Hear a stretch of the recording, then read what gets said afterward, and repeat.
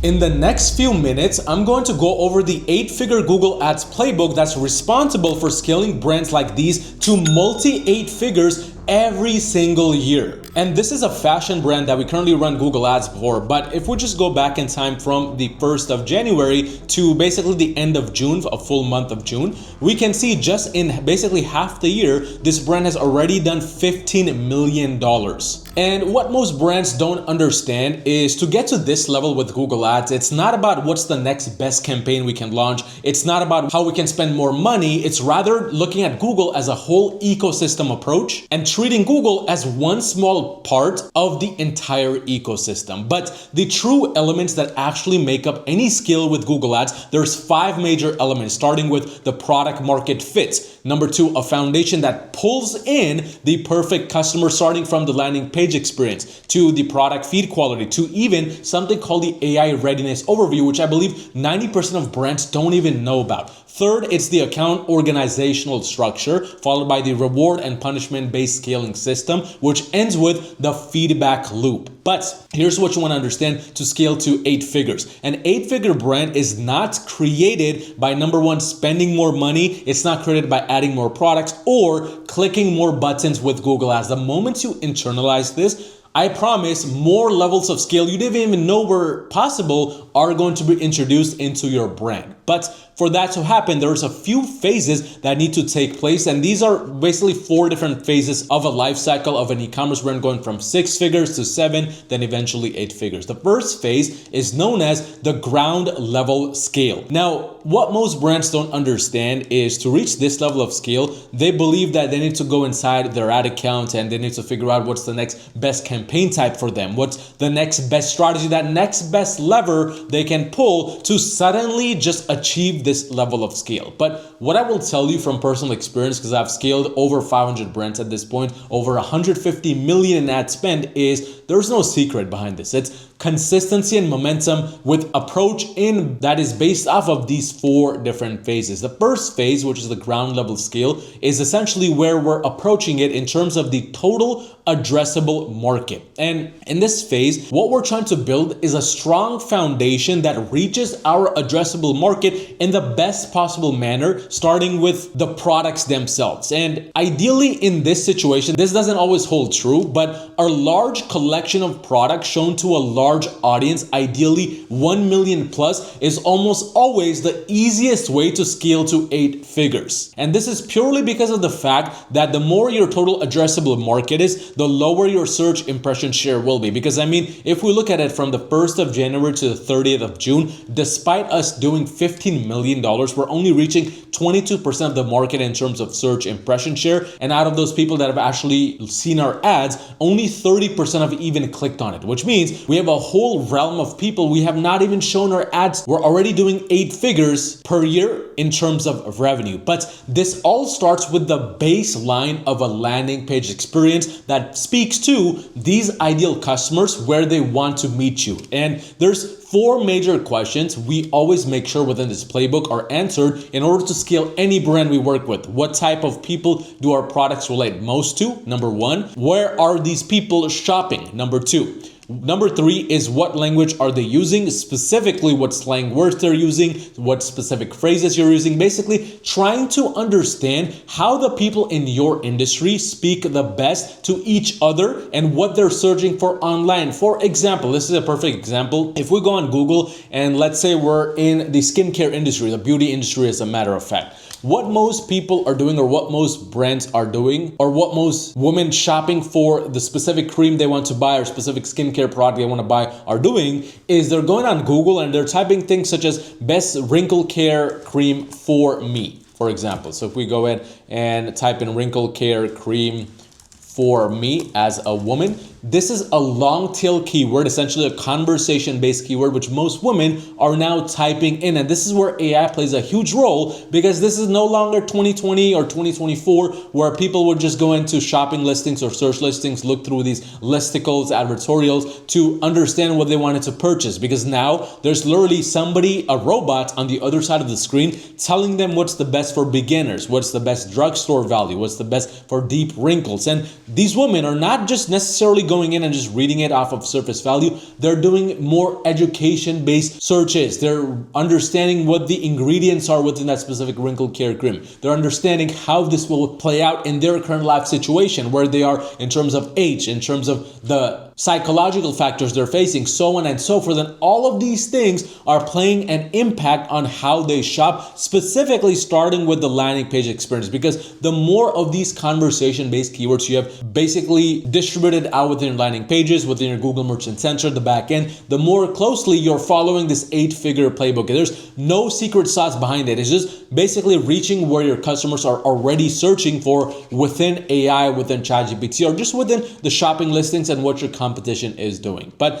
fourth is our page conversation based. Again, going back to AI, the more conversation based keywords you have within your descriptions, within your landing pages, titles, so on and so forth, the more questions and answers you have, the better you're going to perform and the more likely your chances of scaling beyond 8 figures. But of course, this is not complete without a proper product feed quality. And I've said this many times in my videos, there are 4 major things that make up a product feed. There's the images, there's the titles, there's the prizes, and there's the Google Merchant Center. Starting off with the images, it's all about the perceived value based on who we want to attract. It's that simple. If we look at some of the images appearing here, most of these brands are basically 7- and 8-figure brands, but they have identified who is the perfect woman they're trying to target. Maybe this could be a simplistic woman that they're trying to target, higher tiered woman as well with higher income level, or maybe they live in a higher income zip code where this simplistic approach with the brand packaging, the imagery, and everything in between, it's all about catering to their needs and desires. Or maybe on the lower end, for example, this is something that's targeted to a middle class woman or a lower middle class woman as well, where it's more mass market, and the overall imagery, even the titles that they have within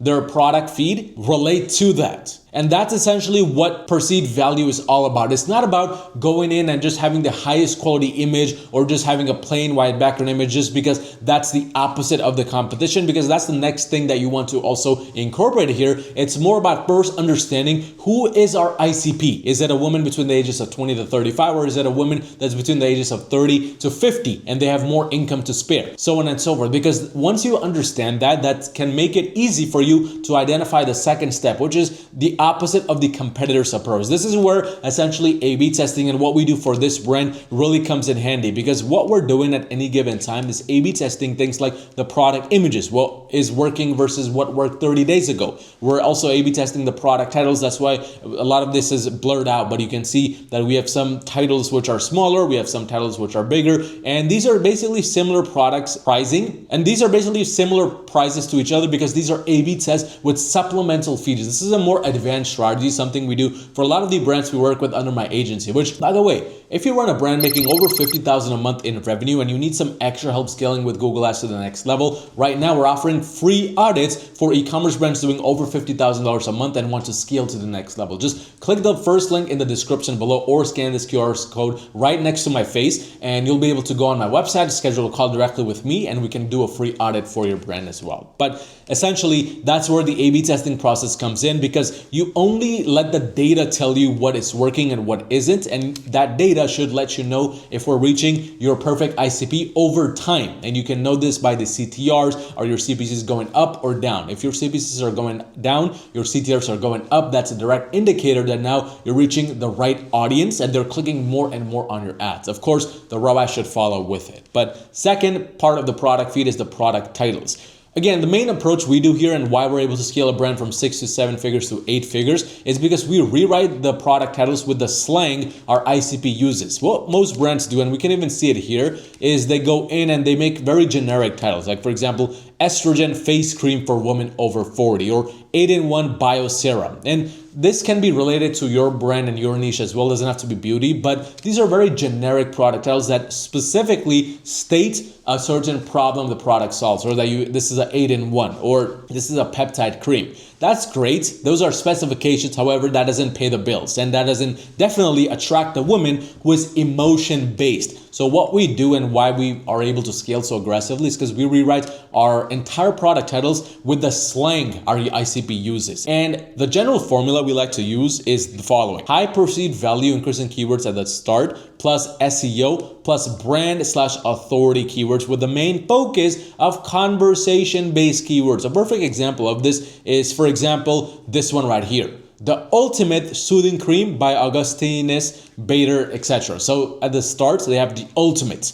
Obviously, there's no real keyword association behind it in terms of the SEO side of things, because nobody's really searching up ultimate soothing cream. They're maybe searching up the best soothing cream or soothing cream for me. But the ultimate, what that does is it adds perceived value. Then there's the SEO, soothing cream. That's what people are searching for. And then they ended with the branding/authority keywords. But very simple. The more simple you keep it, the better it will be. But of course, you want to follow this generic formula. And sometimes this can become a big title because of the SEO aspect in the middle right here. But that then brings us to the prices. And with prices, what most brands get wrong and why they struggle to scale beyond 7 figures is they go in and they make their prices very, very simple and very basic. Like, for example, $99.99 or $39.95. If you look at all these product prices here, all of these product prices are very unique. $46, $315, $78, $255. I mean, in this situation, this might be a bit overused, but that's the general idea you want to approach your brand with, because all you need to worry about is unique identifiers. And the strategy is simple. If you're gonna make your product price $49 and you already see a bunch of these people have like very unique specific prices, then actually you might get away with making it something like $49.13. If it's $59.95, make it unique, $59.71.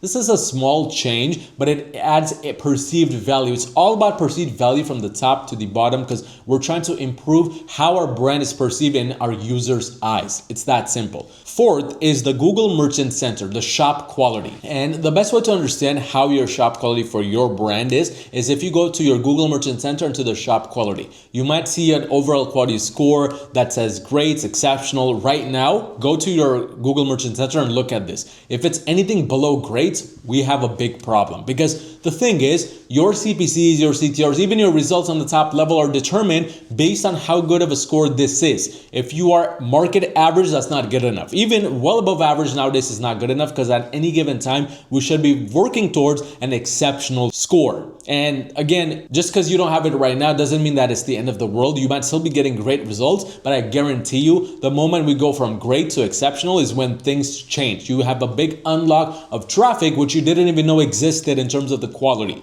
And the way to unlock this is fairly simple, is to have delivery times stated on your website between 7 to 1 business day, the delivery cost between a certain bracket right here, the return experience. As we can see, the shop quality for this is not exceptional because the return experience here, the policy got rejected, but ideally you want the return experience to be exceptional here as well within a certain time frame. The return cost should be minimal as well. The browsing experience, you should have a lot of high resolution images that Google is actually tracking based on the image quality, based on the backend metrics. It's also tracking how many images you have per offer, per product. Ideally over 5 is ideal. Then it's tracking what the website speed is for the desktop versus mobile. All these things are essentially what make up the landing page experience, which are already covered. So it already plays a big role in what the shop quality is, which again is why this is an ecosystem based approach. It's not as simple as just the campaigns and running the best campaign. But once you have identified all of these main things and you're past the first phase, now things get a bit interesting, because now we're in the second phase, which is the campaign structure phase. This is where we start off by asking the first major question, which is, what is our next major milestone for the brand? Most brands that are at 6 to 7 figures, they're just in this constant rut between, hey, we want to increase the ROAS, then it's about increasing the revenue, then ROAS drops, so they got to go back to ROAS. And it's this constant loop, this constant cycle, which they never truly break out of. And that's why they hit a plateau for months and even years at a time. The best way to get over this plateau, to get over this hump, is to ask the first question of what is our next major milestone for the brand? Because once you really get down and understand, hey, right now we're at 250K a month, right now we're at 500K a month, and we want to go to $1 million a month, then that brings you to the second question, is how many people do we need to reach with our average conversion rates? It's all about working backwards. Most brands work from the top down approach. You want to work from the bottom up approach. So asking yourself the question, what is our average conversion rate? That means how many people do we need on our website? How many conversions do we need on a daily, weekly, or monthly basis? Because when you get to the bottom of these three questions, then at the bottom is the simplest structure that will allow the algorithm to go from point A to point B in the quickest time possible, because now you understand based on your conversion rates how many conversions you need, and based on your conversions that you need, what's the next major milestone that you will be able to hit within a certain period of time, and how much money you need to spend to make that happen,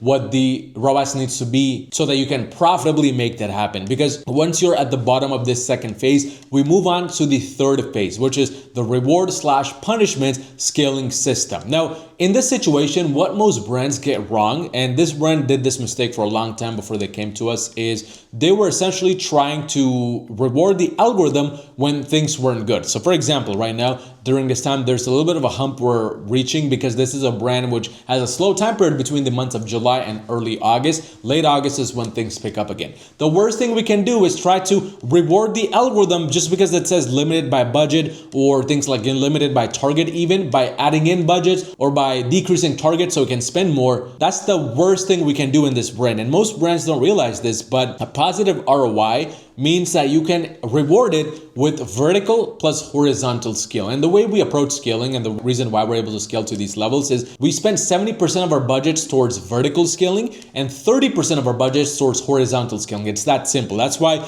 we're able to do 3 to 5 million a month just with 14 campaigns. Because what we did is, instead of just putting in a bunch of campaigns, 50, 100 different campaigns, we vertically scaled these. So now some of these campaigns spend 3,000 a day, or 1,500 a day, or 1,200 a day. We achieved that level of scale until it got to the point that it was a depreciating curve, where anytime we spent more, the ROAS would just come crashing down. Once we figure out what that specific number is, or what that specific bracket is for each individual campaign, then we progress to horizontal scale. Then we added in YouTube campaigns, demand gen, shopping, performance max, so on and so forth. But that's where the 30% of these budget actually went towards. And the simplest thing we did, and what we're doing right now, is the moment we have a negative ROI, or the spend is starting to go down and the ROAS is starting to go down as well, is we're trying to identify the main bottleneck. In this situation, it's just the seasonality. That's the main bottleneck. And we're reducing elements based on that bottleneck every 4 to 7 days. In this situation, all we're doing to fight seasonality is focusing on the specific keywords which are ramping up in search volume right now. Not later on down the line, but right now. And we're improving and we're increasing our demand and our demand generation around that aspect first and foremost, and reducing all the specific budget to going towards keywords, going towards the certain brackets which are no longer in demand right now. It's that simple. For you, it may be different. For you, maybe the fact that suddenly your branded searches are trying to go up and spend. So now that we identified that bottleneck, next step is to exclude brand keywords completely from other campaigns and just add in as a negative brand list. That could be a simple approach you can take there as well. But it's as simple as identifying that main bottleneck and reducing the elements based around that bottleneck. The next thing you want to do is with the products themselves, specifically with new additions based on customer feedback. Easiest way to reward the algorithm when things are good is just look at what customers are telling you, whether they say that, hey, this product is great, but it would have been better if we were able to use it with another product, maybe with another addition that could solve this problem for me. Or they're giving you ideas of, hey, this product is great, but it could be improved with XYZ. It's up to you now and your brand to add in those new additions based on customer feedback. Easiest way to go into the 8-figure territory. Second is also bundles. You want to add bundles as complementary products. That's what we do in this situation here. For example, in the skincare industry, you might add in a bundle that sells this specific wrinkle care product with another problem that is associated with the wrinkle care, or maybe something closely resembling that these two problems come hand in hand because they come together. Things like those will allow you to now reward the algorithm because you're adding in products based on direct feedback. Third is complementary product collections. And this could be something simple as, if you're selling shoes, sell socks with it. Because when they sell together, that's when you improve your AOV, and that's when you're able to truly reward the algorithm. And this is followed by pricing as well. The ability to A/B test based on a 10% margin is where you will find your most success. I know that's what really allowed us to scale this brand aggressively, because we were able to jump between prices from basically $88 to then $78, so even up towards of $100. Being able to play around with pricing like that allowed us to be more lucrative to our customers during the slow season, but also to test around different price points to understand what our customers truly interact with the best. And of course, when we combine combine that with the landing page flow optimization based on new data coming in, telling us what works versus what doesn't, that's when we were able to really hone in on this reward and punishment system, reward the algorithm when things were good and punish the algorithm when things were not so good. It's that simple. That's the third phrase of this playbook, which allows us to reach the 8-figure range, which again, that's kind of the main equation you want to get right. It's not complicated. Just reward the algorithm for good ROI and punish it for bad ROI. Because when you do this, then you enter a feedback loop. Once you're going through all of these 3 phases, which by the way, when you get to the 8-figure territory, keep in mind you will never truly exit out of this feedback loop. It will always be part of everything you do in here. But the feedback loop kind of lets us connect phase number 3 back to phase number 1 with phase number 2. And it creates this circular loop, which we need to always be taking data from to make our brand better, to basically optimize the back end better. And the feedback loop, the main pillars of a solid feedback loop are the following: the search impression share,